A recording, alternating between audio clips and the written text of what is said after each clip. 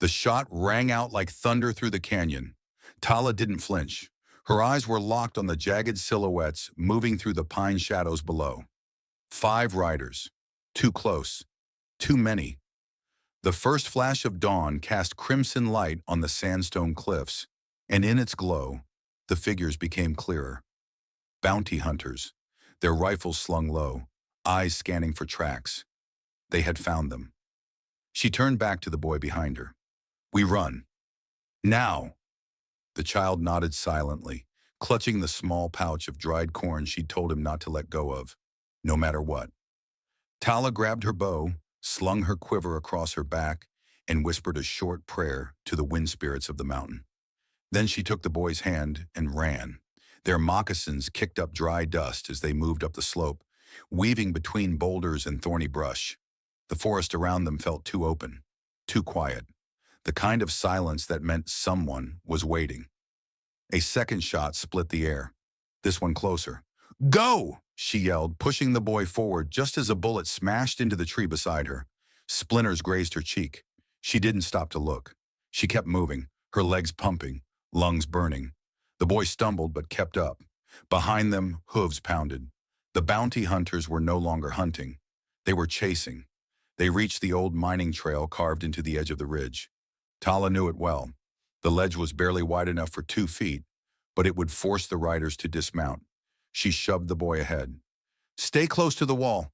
Don't look down." They edged along the narrow path. The wind howled through the canyon, tugging at their clothes.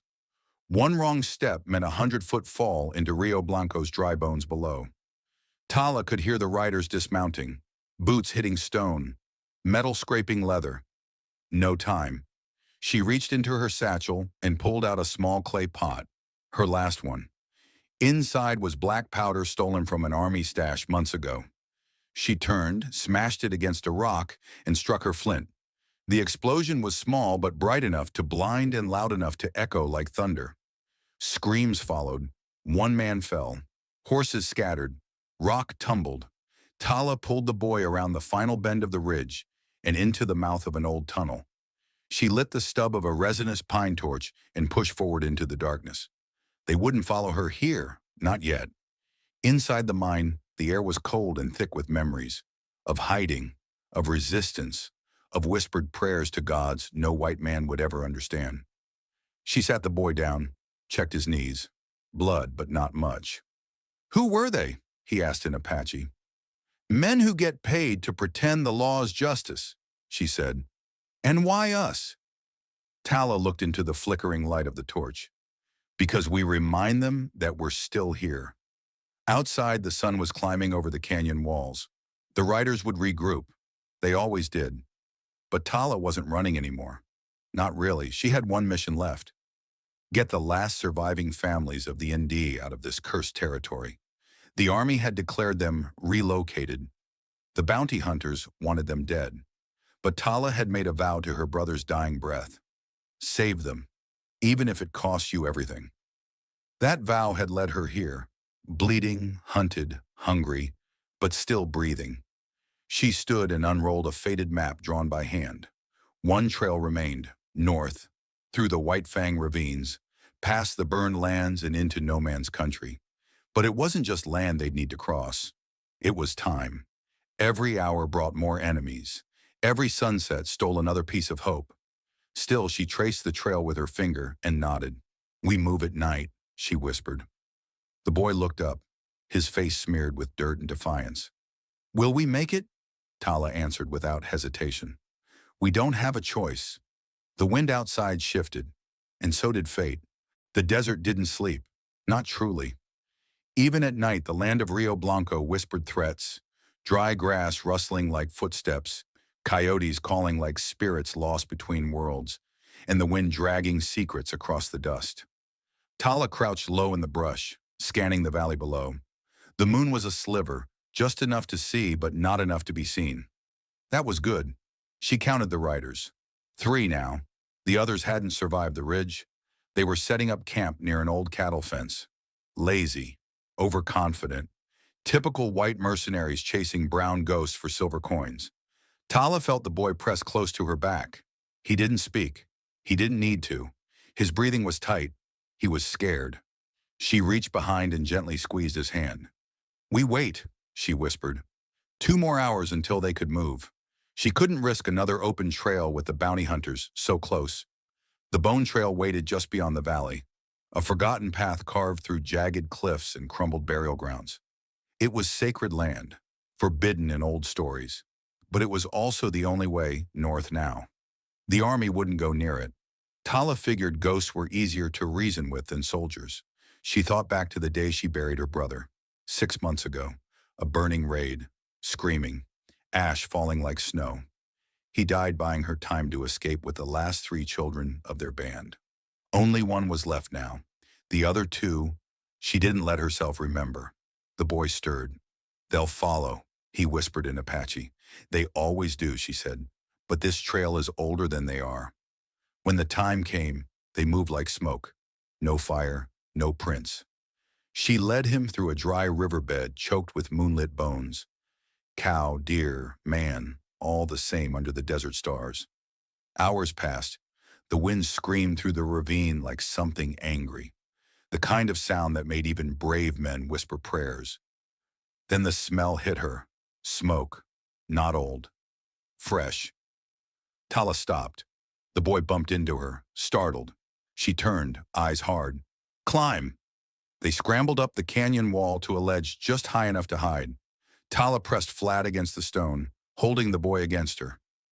Footsteps below. Then the faint jingle of a bit, the creak of a saddle. One rider. Alone. Not a bounty hunter. No, this man moved like a soldier. Tala tensed. He was humming. She couldn't make out his face in the dark, but she saw the glint of steel at his side, a cavalry saber, and a rifle across his back. He paused below them, adjusting something on his horse. Then he said aloud, to no one, "Smell that, Bonnie?" Campfire. Someone's been through here. Real recent. Tala's blood froze. She gripped her knife. One move and she could drop down, take him out before he turned. But the boy's breathing quickened. His fear would betray them. She made a choice. She waited. The man mounted back up and rode on. Not fast, not slow.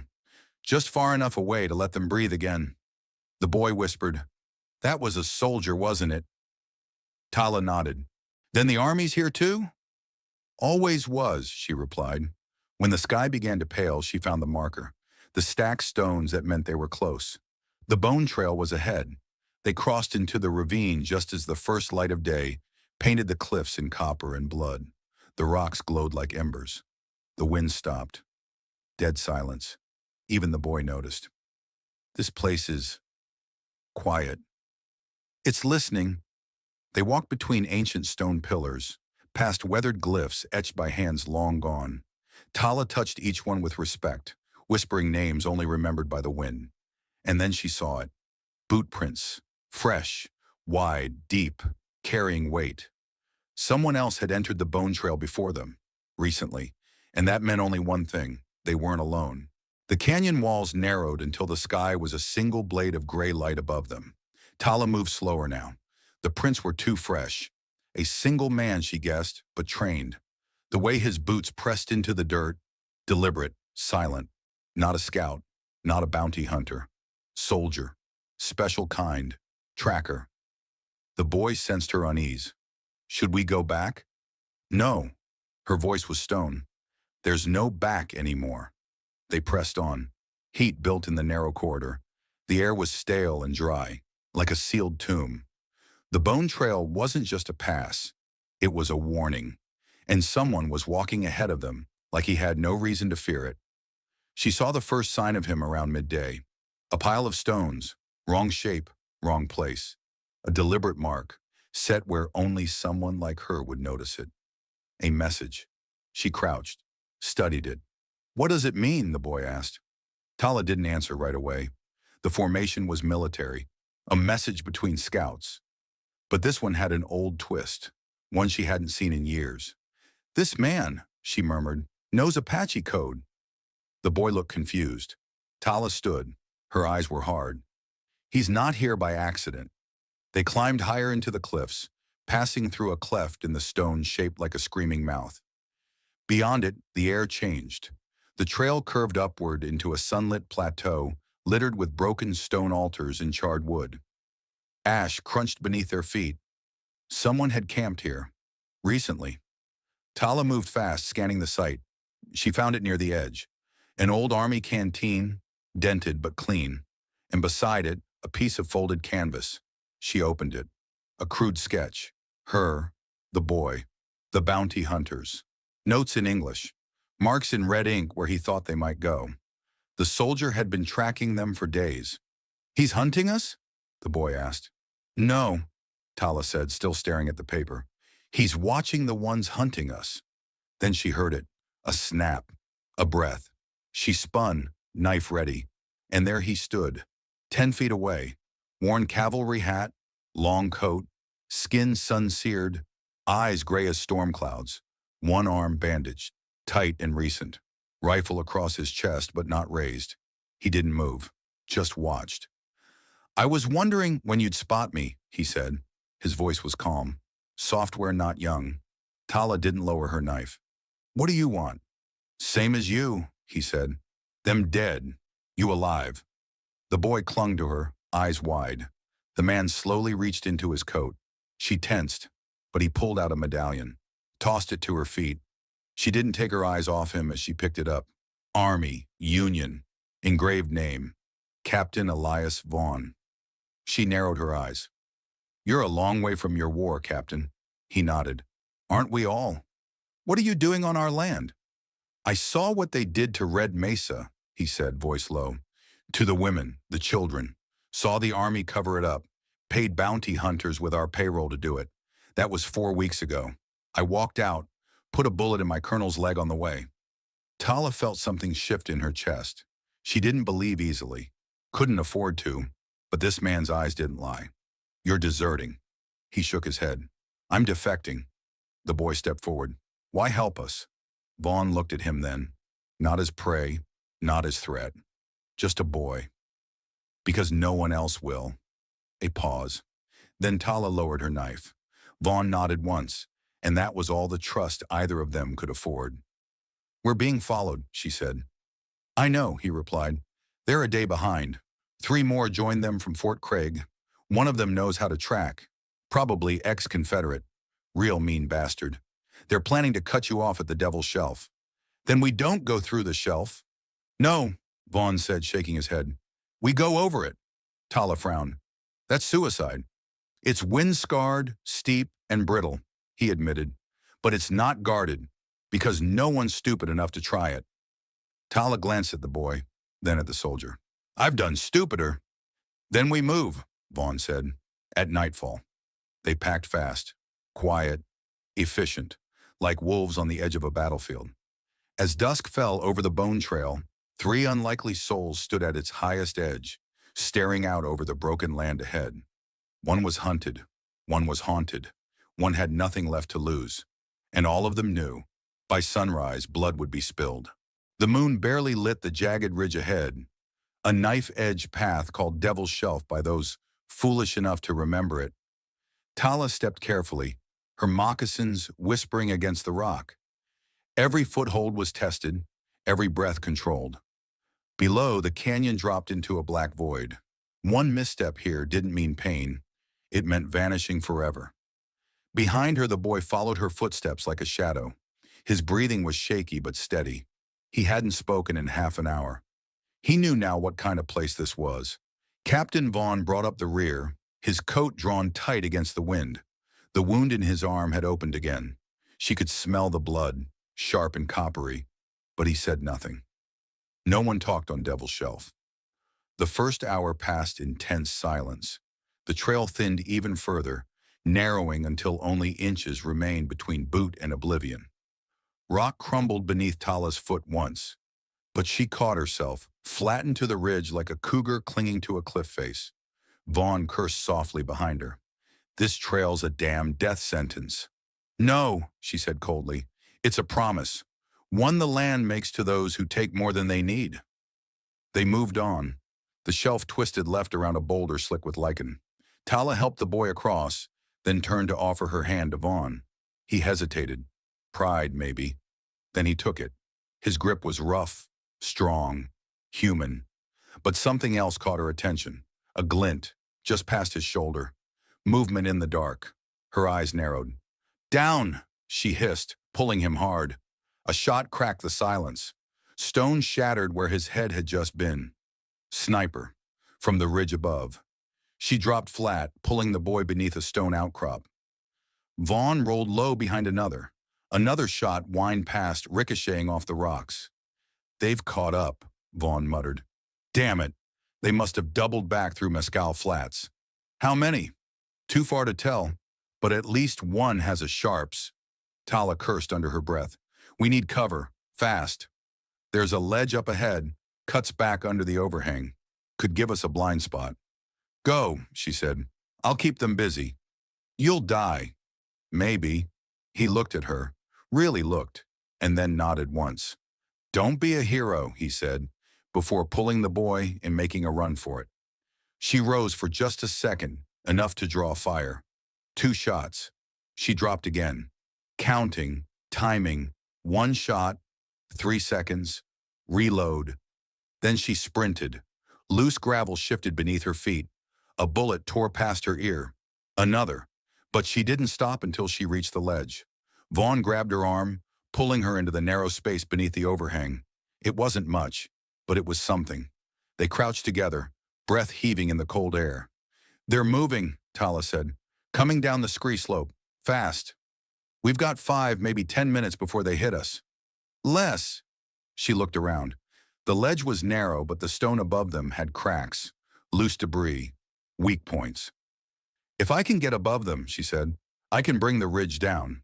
You'll trap us too." "Not if I time it right." Vaughn hesitated, then reached into his coat, pulled out a silver flask. Inside, the liquid sloshed thick and hot. "Black powder liquor," he said, "from the engineers at Fort Stanton. 1 bottle could blow a tunnel." She took it without a word. "What about you?" the boy asked, eyes wide. Tala met his gaze, fierce and calm. "I'll find a way down." "You're lying." She didn't answer. Instead, she was already climbing, fingers slipping into crevices, boots finding purchase on the narrow face. Below, the boy called her name, but the wind tore it away. At the top of the shelf, the stars opened above her like 1,000 watching eyes. She could see them now. 3 men in dust-gray coats moving low along the slope. One carried the Sharps rifle. The others had revolvers drawn. They didn't see her. She lit the flask rag with flint, held it, waited, then tossed it. It hit the scree like thunder. Fire bloomed, then rocks, earth, an avalanche of stone and flame roared down the face. Men screamed. Silence followed. From below, she heard the boy scream her name. Then the ledge gave way. Tala fell, down into blackness. The last thing she saw was Vaughn's face, looking up through dust and smoke, eyes wide with shock and something worse. Loss. The canyon swallowed her. Vaughn watched, helpless, as Tala disappeared in a cloud of falling rock and fire. The ledge buckled beneath his feet. Dust filled his lungs. The boy was screaming her name again and again, but Vaughn couldn't answer. Not yet. Not until the silence settled and the ridge stopped trembling. And then it did. Vaughn pushed to his feet, ignoring the pain in his shoulder. The overhang had held. Barely. But Tala was gone. He stumbled to the edge, peering down the ravine. "Do you see her?" the boy asked, voice cracked and panicked. "No," Vaughn muttered, "but that doesn't mean she's dead." "You don't believe that?" He turned to the kid. "If she was dead, we'd feel it. You understand? We'd know." The boy didn't answer. He just stood there, fists clenched, as if willing her back into existence. Then, a cough, below them, weak, grit-filled, but real. "Help me," the voice rasped. "Tala." Vaughn didn't think. He dropped his rifle, grabbed the boy's rope from the pack, and began tying off a quick descent line around the nearest stone outcrop. "You're climbing down?" the boy said, startled. "We both are."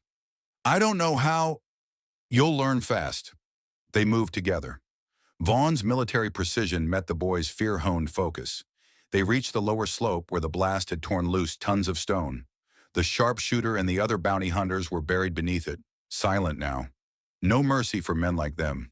Tala lay in the shadow of a boulder, one leg pinned, blood matting her temple. But her eyes were open. You took your time, she rasped, trying to sit up. Don't flatter yourself, Vaughn said, crouching beside her. I thought you were just taking a nap. She grinned through cracked lips. You worried? He didn't answer. Just worked his knife under the rock, pinning her leg. Fractured, she muttered.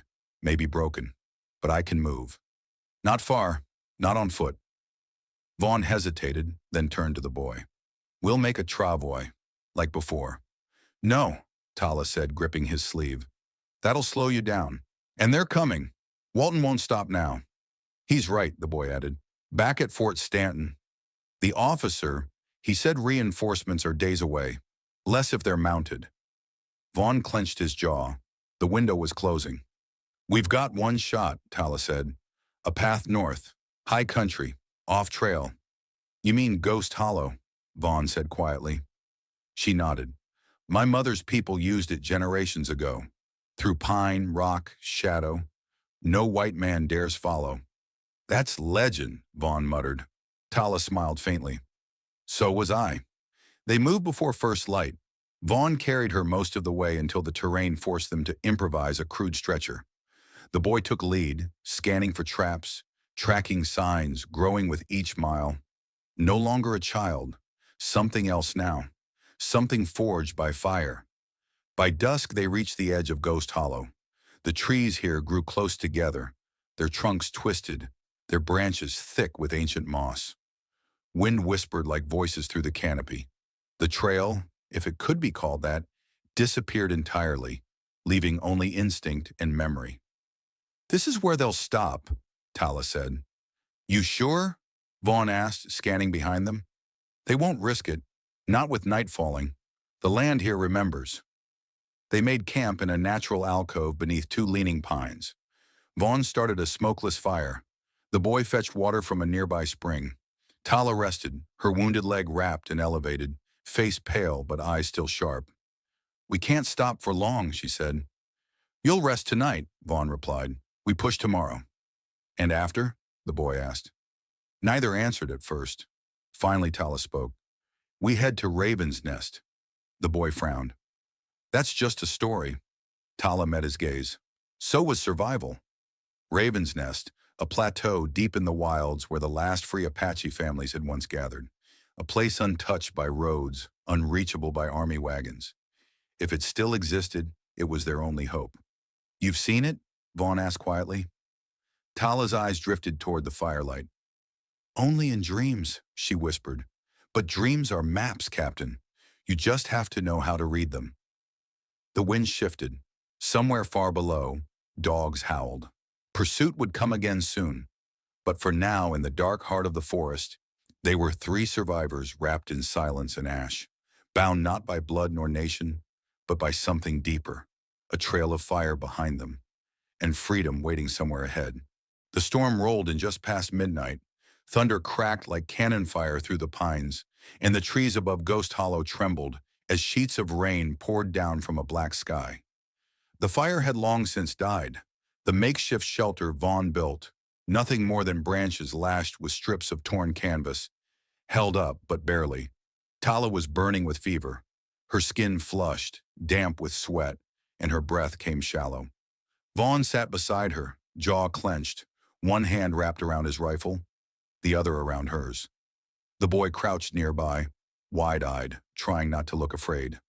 She needs medicine, he said at last. She needs time, Vaughn muttered, and quiet. But there would be no time, no quiet, because even through the rain, he heard them. Horses, 6 maybe, moving slow, searching. Walton's men had entered Ghost Hollow. They're in the canyon, Vaughn said, already on his feet. He shoved extra rounds into his rifle, checked his revolver, and slipped the long knife Tala had given him into his belt. We have half an hour at most. What do we do? The boy asked. Vaughn looked to Tala. Her lips moved in a whisper, barely audible. Raven's Nest. He looked at the trees, then the ridge, and then the boy. We move. The trail, if it ever existed, was gone now. Vaughn carried Tala on his back, every step uphill through soaked, uneven terrain. The boy ran ahead, marking the safest way. Behind them, the thunder faded, replaced by the low, unmistakable sound of voices. Closer. At the edge of the ridge, the forest split. Before them, a narrow pass opened into a windswept plateau, ringed by jagged cliffs. Even in the gray morning light, it was striking. An ancient place untouched by rails, fences, or war. "Is this it?" the boy asked, breathless. Vaughn set Tala down gently, covering her with his coat. She blinked at the sky, and a weak smile touched her lips. "Raven's Nest," she whispered. "We made it." But there was no time to rest. Shouts echoed behind them. "Down!" Vaughn barked, yanking the boy behind a rock, just as a bullet ricocheted off the stones beside them. 6 riders broke through the trees, soldiers in wet uniforms, rifles drawn. "There!" one of them yelled. "She's the one! Take her alive!" They rushed the plateau. Vaughn rose, rifle in hand, calm as ever. He fired once, twice, dropped a man, then another. But they kept coming. One rider veered toward the boy. Vaughn turned. Too late. A shot rang out, but it wasn't his. The soldier slumped in the saddle, a feathered shaft jutting from his chest. From the cliffs above, shadows moved. Apache warriors, a dozen or more. Faces painted, bows drawn, rifles leveled, silent as ghosts. In seconds, it was over. The remaining soldiers dropped their weapons. The fight had gone out of them. They were disarmed, stripped of ammunition, and sent back the way they came, on foot. The oldest of the warriors approached Vaughn, eyes narrowing. "You brought her here," he said. "I did," Vaughn answered. The warrior looked down at Tala, unconscious but breathing easier now. "She is kin," he said. "You are not." "No," Vaughn agreed, "but I owe her more than I can repay." The warrior studied him a long moment, then gave a nod. "She will live," he said, "and you may stay. For now." Days passed. Tala recovered slowly. The fever broke on the 3rd night, and her strength returned like the first light of dawn, gradual but steady. Vaughn never left her side. The boy explored the valley, learned the names of plants and stars, and laughed again for the first time in weeks. The warriors of Raven's Nest accepted them. Not easily, not quickly, but over time. Vaughn helped build traps, carve tools, taught the younger men how to shoot tighter groups with rusted rifles. He never wore the Apache colors, never asked to. He knew his place, always on the edge, until one day a small girl brought him a carved feather. "You fought for us," she said, and that was enough. Weeks later, word came from the south. Fort Stanton was abandoned. After the fire and the failed pursuit, the army pulled back. Walton had been recalled, court-martialed, some said. Blackwood vanished into the hills. His men scattered, hunted, broken. No one searched the canyons anymore. The map had changed. On the morning the first snow fell, Vaughn stood at the ridge, staring across the wilderness. Tala stepped beside him, her hair braided, face calm. "You could leave now," she said. "The danger's past." "I could," he replied, "but you won't." He turned to her, eyes steady. "Not unless you ask me to." She smiled. "Then stay." They stood in silence for a time, watching the land shift from gold to white. "What happens now?" the boy asked, joining them. Tala placed a hand on his shoulder. "Now we build something worth keeping." And so in the heart of a forgotten land, where no road led and no general ruled, they made a new beginning. Not outlaws, not fugitives, just survivors, free, at last.